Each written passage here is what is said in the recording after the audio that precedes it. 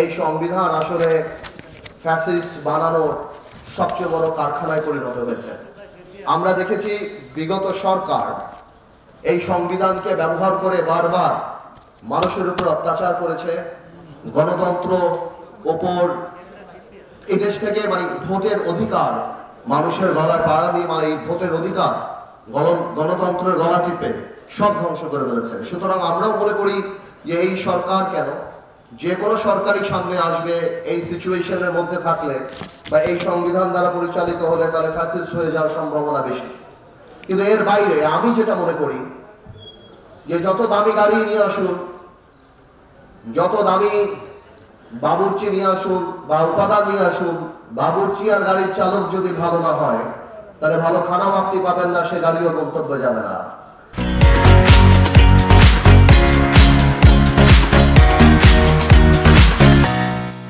আমি মনে করি সবার উপর মানুষ সত্য। ভালো মানুষটা থাকতে হবে রাজনীতিতে যদি সেই সংবিধানকে ঠিক মতো পরিচালনা করতে হয়। আপনি যদি খারাপ মানুষ নিয়ে আসেন তাহলে অবশ্যই যেই সংবিধানই আমরা দেই মানুষের ইচ্ছার প্রতিফলন সেখানে কখনো হবে না। আমাদের এই সংবিধান মানুষের জন্য সংবিধান, সংবিধানের জন্য মানুষ না, মানুষের উন্নয়নের জন্য, দুর্বল মানুষকে প্রোটেক্ট করার জন্য, গুড গভর্নেন্সের জন্য, সরকার কিভাবে চলবে, সরকারের সাথে মানুষের যে একটা সোশ্যাল কন্ট্রাক্ট, এই সব কিছুর জন্য সংবিধানের জন্ম।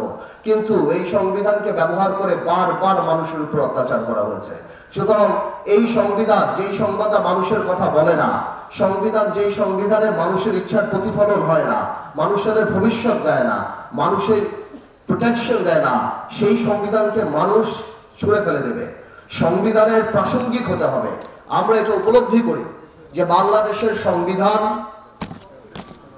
পরিবর্তন প্রয়োজন। আমরা উপলব্ধি করি বাংলাদেশের সংবিধান প্রাসঙ্গিক হওয়া প্রয়োজন। আমরা উপলব্ধি করি আজ থেকে 40-50 বছর আগে সংবিধান লিখে রেখেছে, বলা হয়েছে, সেটা শুধু সেই সময়ের জন্য হয়তো ভালো ছিল, কিন্তু আজকের দিনের সংবিধান এই কথা বলে না। সুতরাং আমরা এর সংস্কার চাই। কিন্তু প্রশ্ন আসে, সংবিধান সংস্কার করবে কে? আমি এখনো বিশ্বাস করি সংবিধান সংস্কার করতে হলে জনগণের সরকারের প্রয়োজন। আমরা বিশ্বাস করি নির্বাচিত সরকারই সংবিধান সংস্কার করার নৈতিক অধিকার রাখে। আজকে এক বিপ্লব হয়েছে, ছাত্র জনতার বিপ্লব।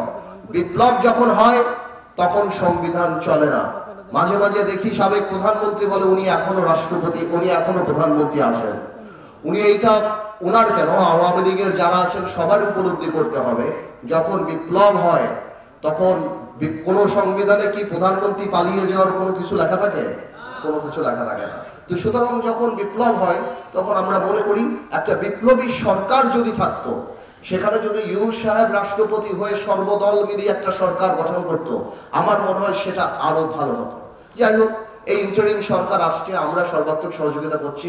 আমরা যেই কারণে সংবিধানের কিছু প্রস্তাব রেডি করেছি বা আমরা প্রিপেয়ার করেছি, যার ডেফিনেটলি এর মধ্যে দুই ধরনের প্রস্তাব আছে। কিছু প্রস্তাব আছে আমরা মনে করি যে এই প্রস্তাব অবশ্যই এই প্রস্তাবগুলি কোন নির্বাচিত সরকারের ঠিক করা উচিত বা সেই নির্বাচিত সরকারের কনসিডার করা উচিত।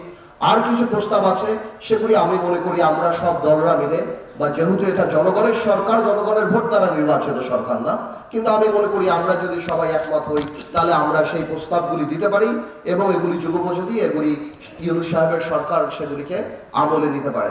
কিছুদিন আগে আমরা বিএনপির অনুষ্ঠানে গিয়েছিলাম, বিএনপি 31 দফা দাবি করেছে। আমরা নৈতিকভাবে 31 দফাকে সমর্থন করেছি।